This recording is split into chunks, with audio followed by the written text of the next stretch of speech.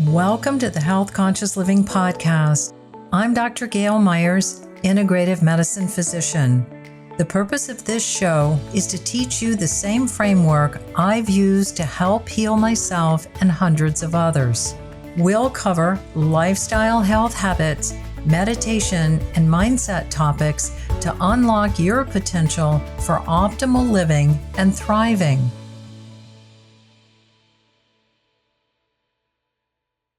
Hi, I'm Dr. Gayle Myers, and today my special guest is Lisa Tenner. Lisa is an award-winning author, book writing and publishing coach, and speaker. Lisa is known for helping writers easily access creative flow, free their voice, and bring forth their best work. Her new book is now out, Breathe, Write, Breathe. 18 energizing practices to spark your writing and free your voice. I first met Lisa at a Harvard Medical School CME publishing course where she was a faculty member. Lisa received the Stevie Award for coach, mentor, and has helped thousands of writers tap into their creativity and publish. Her clients have signed 5- and 6-figure book deals. Her book, The Joy of Writing Journal, won 5 book awards. She has been quoted in the New York Times, Boston Globe, Vice, and appeared on national and local TV, including PBS. Welcome, Lisa. Thank you, Gayle. It's so great to be here with you. It is. It's been a wonderful journey knowing you since 2013. And here we are today with your new book. And tell us, Lisa, about your healing journey and what inspired you to write this book. Oh, wow. Okay. These are kind of I think there'll be 2 separate stories. But my healing journey really began when I was running a nonprofit. I ran a nonprofit organization in Boston called Hospitality Homes for 10 years. And it was a wonderful organization, but also a kind of a burnout job. It was just like too much. And I didn't have any tools at the time. And during that time, I really discovered alternative healing, energy healing, a lot of the kinds of things that you teach people. And that's what really helped me heal. In addition to my writing, I did a lot of journaling at the time. And those are things that helped me heal and realized that I couldn't sustain that job either. And I got this idea for a book as I journaled, and that became The Ultimate Guide to Transforming Anger, which I co-authored with Jane Middleton Moss and Pico Todd. And that really led me on this journey of becoming a book coach eventually and helping other writers to write and publish. And this most recent book, probably the seeds of it really did start in that time when I was learning those alternative healing methods. I was learning polarity. I actually studied polarity therapy and those practices. There were a lot of polarity yoga practices and breathing practices that I still use today and that I use in my classes that help people get into a flow state. So it probably started way back when, but the idea for this book, Breathe, Write, Breathe, began in Qigong class many, many years later, about 8 years ago. So it was still quite some time. I've written and published another book during that time since I first started this one. But Breathe, Write, Breathe, I was just in Qigong class, always getting these ideas of things. So I was always searching for a little piece of paper, a scrap of paper, and a pencil to write something down, and made these connections between the energy work and the relaxation and that kind of clear channel kind of feeling for inspiration where it just comes through, right? And started to realize, wow, this could be a book. And I incorporated some stories about Qigong and about just life in my neighborhood, gardening, all kinds of little things. A frog I met one time, or a toad, just kind of little interesting tidbits that I tied into writing lessons. And then in each chapter share one of these practices, whether it's a Qigong practice or polarity yogic breathing or Sufi dancing, all kinds of interesting, fun things. And then prompts that also incorporate the practice and the story. So it's really fun. It's very playful. It's so playful and so inspiring. And I had a major breakthrough when I started reading the book. Wow. And, um, but before I get into that, I want to talk about you're certified to teach empowerments and happiness Qigong, because that sets the tone for the book. There's a happiness about it. There's a freedom in your how you explain, and then how you invite, and then how you teach. And your QR codes and videos are just priceless. They're beautiful and they're so helpful because you can read it, but you can see it and hear it and move with it. So my breakthrough came in the beginning of the book, where you explain, if you get lightheaded or dizzy doing any of these exercises, don't do them. And I'm one of those people, Mm-hmm. super sensitive. And so instead of doing like the shake, Mm-hmm. it was more of an undulation. And so I Mm. did the first exercise, and breathing and the clearing, I would call it, the movement, and then the flow came. And it opened up a space of writing that I've been searching for and I've been Wow. working toward, and I just stepped into it. And it was so natural. So that's the power of this book, is that there's so many opportunities and so many ways for people to really tap into that flow. So talk to us about that. Yeah. Well, it's interesting because even when you talk about it, I feel the power of these practices that are thousands of years old and come to us from these long lineages of masters who've taught this, right? And so there's a feeling like this book is so much more than me and the energies that have contributed to it, like go back thousands of years. So there's something so, to me, so profound about that. And I think that's part of why these practices can open us up in such profound ways, because they are such deep practices.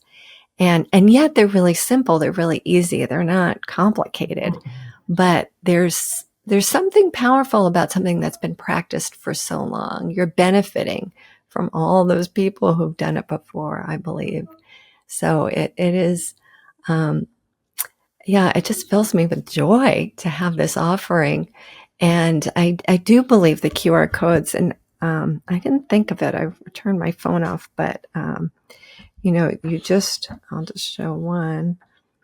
Well, maybe I'm not finding one. Forget it. But, it's just easy. You just scan it with your phone and there it is. And this video shows up teaching you to do the practice. So it makes it, I think, really accessible, really engaging. And there's a way that it's fun, I think, doing the practice with me. You're not alone. So I think it makes the book like a very holistic experience. It does. And I mean, the setting by the fire in your home, or by the ocean with the beautiful sculptures. I mean, it's just really inviting and very, very powerful. Tell us about the breath and why the breath is so important in writing. Mm. Well, deep breathing relaxes us. And when we're relaxed, it's much easier to enter a flow state, right? If our body's tense, and of course we're sitting at computers all day long, and yeah, and just, I think a lot of times just doing things that create tension in the body. So breathing and the movement both really help free up that tension and relax. Deep breathing relaxes the whole central nervous system. And when we're relaxed, science tells us that creativity flows more easily, that it helps us access our creativity. And I experienced that it also brought cortisol down, that stress hormone. It Mm-hmm. just really helps to relax and center and be present. And one of the other things that I absolutely love about the book is how it brings spirit, body, mind, movement, and actual manifestation together, because Mhm. you're connecting, you're breathing, and you're clearing, and you're bringing in more creativity, that actually you can do something that actually has a product. So, Yeah. Yeah. I'm very much about experiential work. And so I think as a teacher and as a coach, I've always focused on really helping people access their best, right? And so it does feel like this book is a real culmination of the work I've done as a coach, a book coach, and a teacher, a writing coach. Uh, so yeah, thank you for recognizing that. yeah, I mean, it's something that we need. Those Hmm. of us in the writing world or creative world really need this, especially now.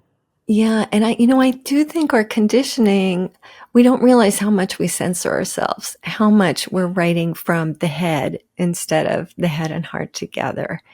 And when we do these exercises, it really aligns us so that we're writing from all of us, right?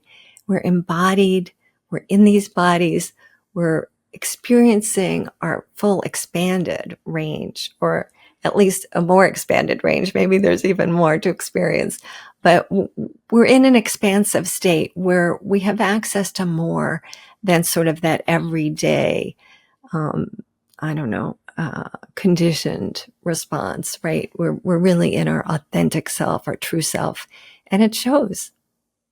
Yes, and the inner critic, the inner editor, the inner, like, I'm just gonna run. I'm not gonna do this. The inner procrastinator, all those parts get to just quiet down. So Mm-hmm. tell us about the muse and bringing in the muse, connecting with her, and the power of that for the writer. Yeah. So, the muses, of course, come from ancient Greek myth. But I think of the muse as that part of us that's our creative source. And different people experience it differently. Some people experience it as coming from deep inside. Some people experience it as coming from external forces. It doesn't really matter. I think it's all the same thing at some level. But that the muse is your creative source. And when I often lead people through this experience, this guided visualization that you've experienced and that is in the book, Breathe, Right, Breathe. And you can hear me guide you in that. But I often lead people through this experience of meeting your muse. And I tell people to course correct me if they find themselves on the beach or something like that. But I lead you into a meadow and into the woods, into a clearing, then a little building where your muse is waiting. And the muse shows up in different ways for different people. It might show up symbolically. It could be, I've seen it show up as a frog, a jester, an angel. It might show up as a spiritual being. It might show up as somebody from your life, your deceased grandmother or something. It shows up in various ways, and often it shows up the same way each time for the same person. But sometimes it's specific to the book and might show up as the ocean, which it did for a writer who was writing about the story about her brother-in-law who died at sea, a fisherman. So there, her muse showed up as the ocean. I'm guessing that was specific to the book.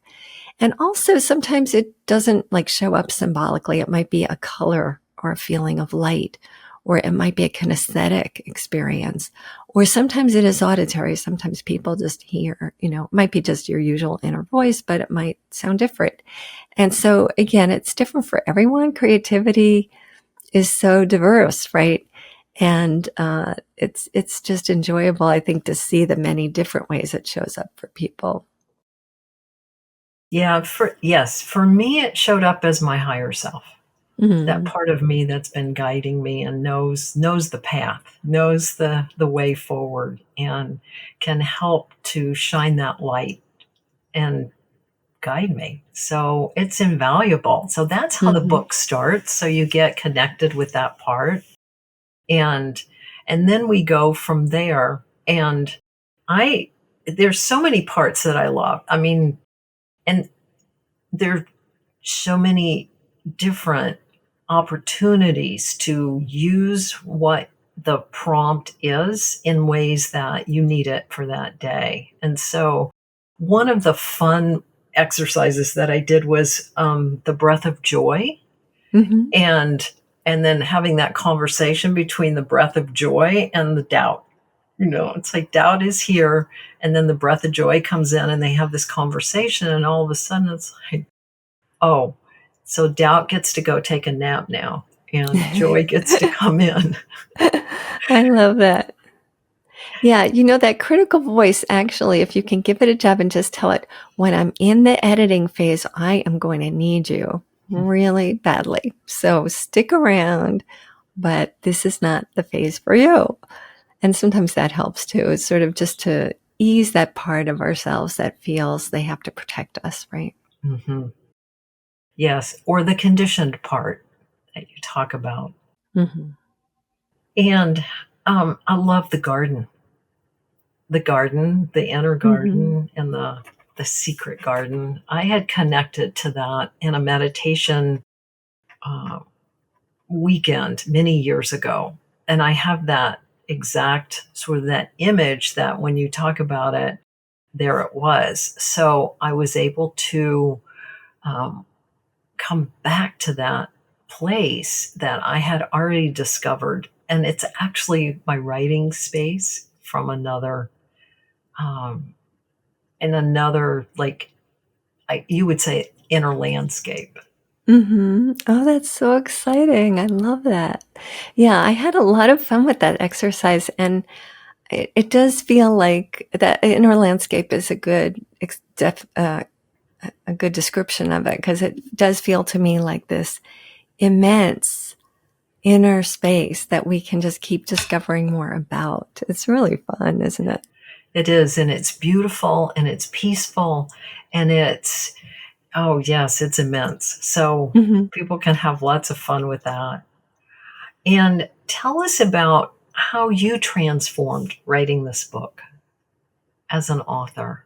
Wow. Well, it was 8 years, so a lot of things happened during that time.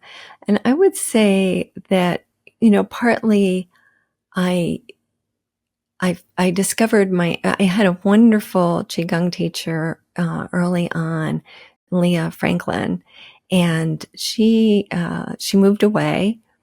And then during the pandemic, I discovered Robert Pang. I was really looking hard for a teacher, and I discovered Robert Pang through the Shift Network. And he was offering, and he still is offering, weekly Qigong on Zoom. And now I've been practicing those practices for a long time. I studied with him at Kripalu, and then at Omega Institute, I did his teacher training and got certified. And I do those practices, some of them every day. So when you do something that long, I think you start to really embody it, and they become more and more powerful.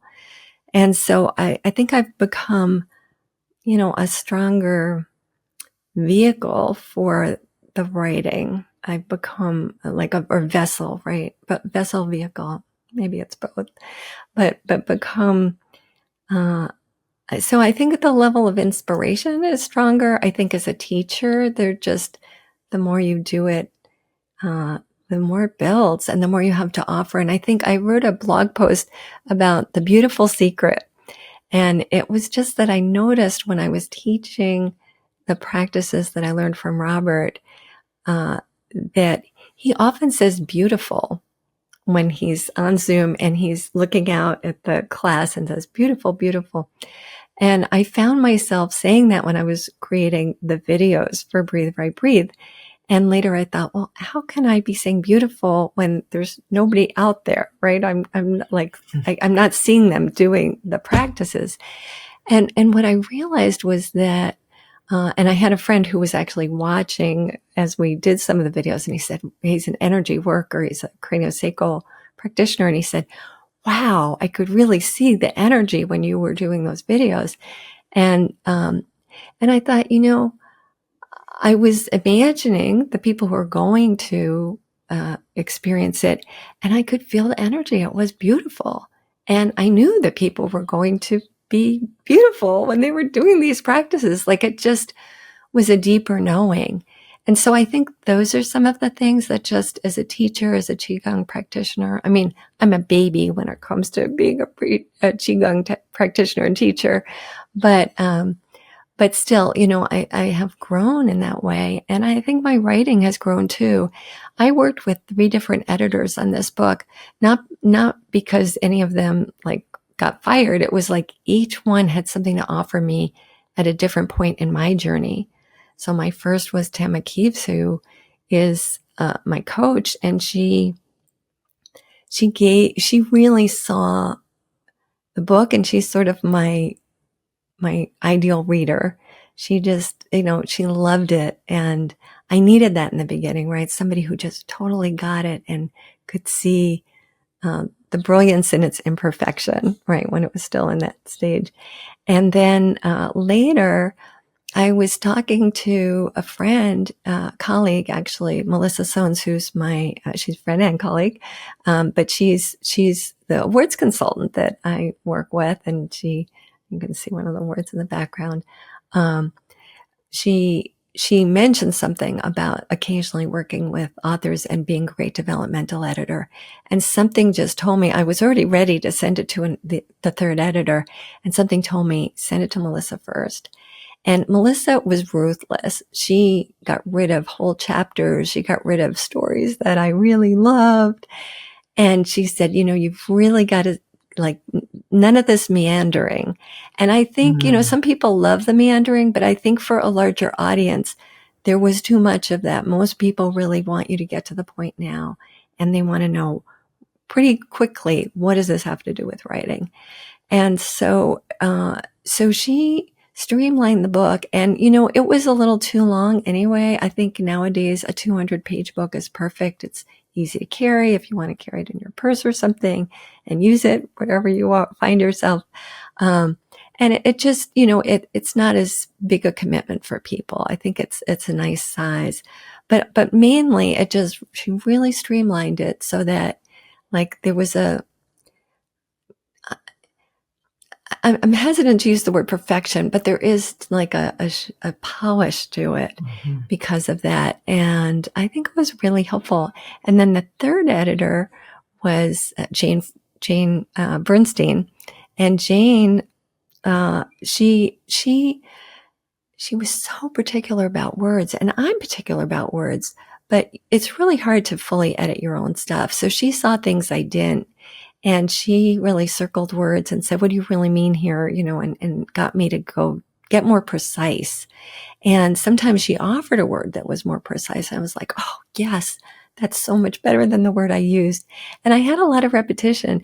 I edited that book a lot of times, and somehow I didn't see the repetitions. I suppose if I'd used some tool, I could have found that. But she saw those repetitions. And again, she found... she often, not always, sometimes I made the changes, but often she made suggestions that were, a nice word to replace the repeated word here or there. So it was really a wonderful collaboration with these editors. And I can't remember the question where I was going with this. It's how the book came about and how it has been refined. Because you sent me a very early copy that you were working on back in the pandemic. And this is very different in that it is streamlined. It's clean. It's easy to read. It's very clear. And it's progressive. It's like you're taking that walk by the beach. And so I know, because you asked how I changed writing the book. So I would say, there's a humility that comes with that, right? Here I am, an editor and book coach, but for my own book, it's not about doing it on my own. It really, like, every step of the way, Portland Helmick and Dan Tebow, who produced, shot and produced the videos for the book, and the audios as well. Dan did the audios as well. They're big contributors. Like, it's so much bigger than me. So there's this wonderful feeling of like a team. And my publisher, Tamara Monosoff, is just amazing. And I love my cover, which I could show you. But Great. It's, yeah. So, Yeah. yeah. So, there's that. And I think that there's a way that letting go of some of the book, right? Some of the stories, there's a trust in that. It takes a certain level of surrender to let go of things that you really were attached to. So, so that was a growth too.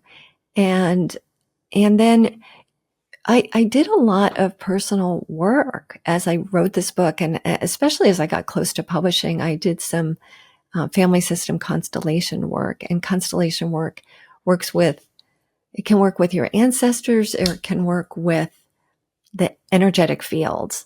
And so I did some really fun stuff that helped me grow, but also, was deep healing work that I think goes way beyond me. And I think the book offers that energy somehow too, so that I think there's so much there energetically to tap into, as well as the written word.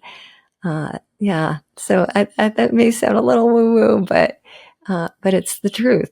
It is. Absolutely. I mean, it's transformative on so many different levels, and spiritually, energetically, emotionally, mentally, all the above. But to me, the many beauties of the book, there's this connection that happens, that interconnection, and Mm-hmm. the flow, and then the dance, the production of it. So much of the time we sit down to write, as you know much better than I do, that, like you said, we're in our head. We're not connected to the body, Mm-hmm. or we're doing some kind of a practice, meditating, but it's not a doing. And Mm-hmm. this brings it all together, so that as a writer, you can experience the healing, the connection, the healing, the flow, and then the offer, which is the Yes. writing. Yeah. Yeah. And that sense of the potential you have, the gifts you have that your writing is giving to your readers. Mhm. And I also think that, and you know much better than I do, how it transforms the writer as well. And every book has its own life and purpose, and this book has an amazing purpose, that it does connect the ancestors to present time. Mm-hmm. So there is this like whole lineage that's holding space for all of us to write what we have come to do, but to Mm-hmm. be playful in the process and not take it so seriously. And that's one of the other beauties of your book. Thank you. Thank you for saying that and for seeing it. It's really fun. So I can't recommend this book highly enough. And so, as we start to close, what three things would you like to leave the audience with? Well, one I would say is breathe. Breathe from deep in your belly, as we call it in Qigong, lower dantian, but it's like 3 fingers below your belly button. That's lower dantian. And that's such an important energy center. And I was always a very shallow breather, breathing in my chest, and breathing my belly transformed my life. So I would say breathe and write, because writing is so healing for the soul, but it also is a way to express what's deep inside of you. And you don't have to share all of it, but you may find that sharing some of it is both powerful for you and powerful for those who read it. And the third, I think I'm going to share something from my teacher, Robert Ping. He always says, easy, relax, smile. And I think that's so beautiful. It's so simple, but I hope that also is a message that comes across. Like, it can be easy, just relax, smile. All is And well. yes, and feel your heart smile, because it Mm-hmm. does.